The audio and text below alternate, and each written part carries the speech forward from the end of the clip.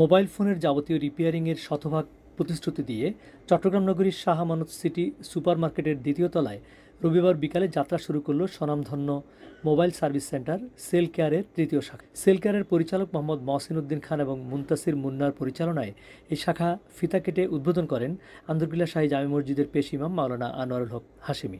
এছাড়াও কেক কাটা অনুষ্ঠানে বিশেষ অতিথি হিসেবে উপস্থিত ছিলেন শাহ আমানত সিটি সুপার মার্কেটের সভাপতি মোহাম্মদ আজিম উদ্দিন, সাধারণ সম্পাদক মোহাম্মদ মনসুর, রিয়াজউদ্দিন বাজার বণিক সমিতির সভাপতি সারার আলম সহ আরও অনেকে। সেল কেয়ার পরিচালক মুনতাসির মুন্না জানান, ধাপে ধাপে চট্টগ্রামের প্রতিটি গুরুত্বপূর্ণ স্থানে সেল কেয়ারের একটি করে শাখা স্থাপন করার পরিকল্পনা হাতে নিয়ে এগিয়ে যাচ্ছে এই মোবাইল সার্ভিস সেন্টার প্রতিষ্ঠানটি।